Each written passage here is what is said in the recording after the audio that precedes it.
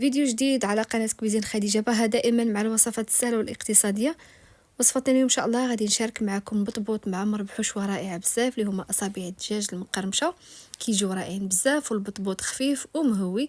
نبداو على بركة الله. نبداو على بركة الله. اول حاجة غادي نبداو بها هي الحشوة. عندي هنا صدر ديال الدجاج طبيعة الحال كيكون مغسول مزيان من قبل بالملحه ولا سكنجبير الحامض الخل، كل واحد باش كيغسل الدجاج. المهم ما تكونش فيه الزفوره ويتقطر مزيان. وبالنسبه للعطريه عندي هنايا مع نص معلقه صغيره ديال السكنجبير، نص معلقه صغيره ديال الثومه بودر، نص معلقه صغيره ديال التحميره، وكذلك شويه ديال الابزار، وكذلك الملح على حسب الذوق. وغادي نزيد واحد معلقه كبيره حتى لجوج ديال الزيت زيتون مخلطه مع زيت النباتيه. غادي نخلط مزيان هاد الدجاج مع العطريه مزيان كما كتشوفوا معايا حتى كيتشرب مزيان الدجاج العطريه. وغادي نغطي عليه ونخليه على جنب، نخلي هاد الدجاج يشرب العطريه وندوزو للعجين. غادي نوضع هنايا زلافه ديال الدقيق، يعني 3 الكيسان ديال الدقيق، وضفت كذلك هنا 4 زلافه ديال الفينو، يعني كاس ديال الفينو. المجموع 3 الكيسان ديال الدقيق الفورص وكاس واحد ديال الفينو اللي هما زلافه ديال الدقيق وربع زلافه ديال الفينو. غادي نضيف معاهم معلقه صغيره ديال الخميره حبيبات او خميره معجونه، معلقه صغيره ديال السكر سنيده، ومعلقه صغيره ديال الملحه. صافي هادو هما المكونات ديالي. وغادي نجمعهم هنايا بجوج كيسان ديال الماء، يعني نص زلافه ديال الماء. غادي نخلط العجينه ديالي مزيان، او ممكن تعجنوها بيديكم.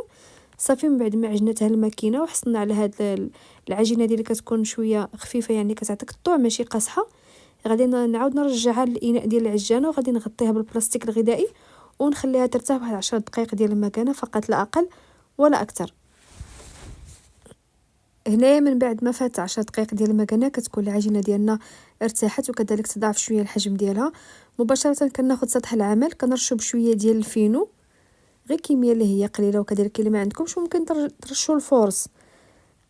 هنايا غادي نسرح العجين ديالي بالمدلك، كنسرحها مزيان مزيان حتى كيبقى في السمك ديال العجين 1 سنتيم. يعني ملي تبغيو تقطعوه ما ديروهمش غلاضين بزاف، لان الا كانوا رقاق كيتنفخوا، كانوا غلاض راه ما كيتنفخوا لكمش بزاف. صافي من بعد ما كنسرح العجينه ديالي مزيان كنقطعها بهاد القطعه هادي. ديروا الحجم اللي بغيتو، ديروهم كبار صغار متوسطين. ما عندكمش هاد السيركل هذا ممكن تقطعوه بزلافه ولا بالكاس اللي بغيتو. صافي من بعد ما كنقطعهم كاملين كنحيدهم على هاد الشكل هذا وكنحطهم في الطاوه ولا طبله ولا صينيه اللي فرشت ليها واحد المنديل. ضروري ما تحطوهم فوق منديل باش نزيدو نخليهم يرتاحوا واحد 5 دقائق ديال المكانه. ما كيتعطلوش في الاول واحد 10 دقائق، من بعد 5 دقائق ديال المكانه صافي كنبداو نطيبوهم. هنايا هذا هو الشكل ديالهم كما كتشوفوا. العجينه الثانيه حتى هي راه قطعناها، هذه الكميه اللي حصلت عليها. مباشره بعد ما كيرتاح واحد 5 دقائق ديال المكانه كنحطهم على مقيله اللي كتكون النار ديالها متوسطه، سواء هاد المقيله ديال الطيفال او مقيله ثقيله اللي بغيتو طيبوا عليها.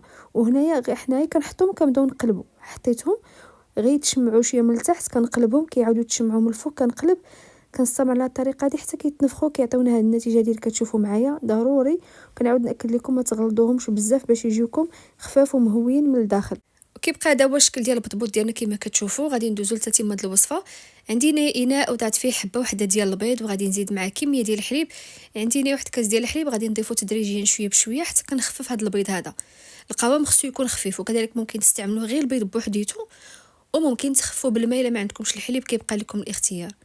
صافي هنا من بعد ما كنخفف مزيان كما كتشوفوا الحليب راه كنبقى نضيف شويه بشويه حتى كيجيني القوام خفيف.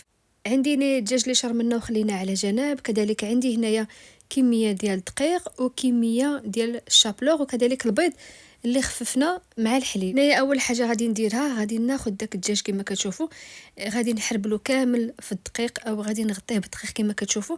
غادي نبدا بهاد العمليه هي الاولى. هاد الدجاج هذا ولا هاد السبيعات ديال الدجاج كاملين غندير لهم هاد الطريقه هذه وحده بوحده حتى نسالي هاد الكميه كامله. ومن بعد هذه الكميه كما كتشوفوا معايا عاد غادي نديرهم في الخليط ديال البيض مع الحليب، وكذلك غادي ندوزهم في الشابلوغ كما كتشوفوا. ديروا هذه العمليه وحده بوحده باش كتجيكم الخدمه اللي هي نقيه وكذلك كلشي كيبان لكم واضح. صافي من بعد ما ساليتهم كاملين في الدقيق كناخذ وحده بوحده كنديرها في خليط ديال البيض والحليب وكندوزها في الشابلوغ كما كتشوفوا معايا. غنستمر على الطريقه هذه حتى غنسالي الكميه كامله اللي عندي. مباشره خديت هنايا مقيله وضعت فيها كميه ديال الزيت، والنار كتكون متوسطه، وكنوضع هاد السبيعات ديال الدجاج كما كتشوفوا كميه اللي غتهز لكم المقله. وكذلك ممكن تدخلوهم الفران ولا الاير فراير اللي بغيتو. النار كتكون متوسطه. من بعد ما كيطيبوا شويه من التحت كنعاودو نقلبهم للجهه الثانيه وكنستمر على هذه الطريقه حتى كيطيبوا كاملين من جميع ديال الجهات وكيجيو محمرين. من بعد كنحيدهم كنديرهم في واحد ورق ديال الطبخ او شي شبيكه، وكنعاود ندير كميه ثانيه حتى كنسالي الكميه كامله اللي عندي. من بعد ما كتساليوهم ضروري ما كديرهم في ورق النشاف. غادي ناخذوا البطبوط ديالنا كما كتشوفوا، غادي نوضع فيه شويه ديال المايونيز، وكذلك ممكن ديروا صوص باربيكيو او اي صوص كتعجبكم، وكذلك ممكن ما ديروا حتى شي صوص، كيبقى لكم الاختيار. كندير واحد الورقه ديال الخس، وكندير هنايا هاد الصبيعات ديال الدجاج، كندير 2 ولا 3 كميه اللي غادي تكفيكم في دوك الخبيزات. وكذلك ممكن تزيدوا معاهم الخس ولا مطيشه اللي بغيتو، كيبقى لكم الاختيار. صافي غنستمر على الطريقه هذه حتى غنسالي الكميه كامله اللي. وكيبقى هذا هو الشكل النهائي ديال البطبوط معمر بالدجاج مقرمش كما كتشوفوا معايا. كيجيو رائعين بزاف، كيجيو لذاذين. نتمنى تجربوا، انا متاكده غادي يعجبكم. نتمنى تشاركوا الفيديو مع الاصدقاء والحباب ديالكم. شكرا جزيلا على حسن المتابعه، دمتم في رعايه الله، والى اللقاء فيديو جديد ووصفه جديده ان شاء الله. والسلام عليكم.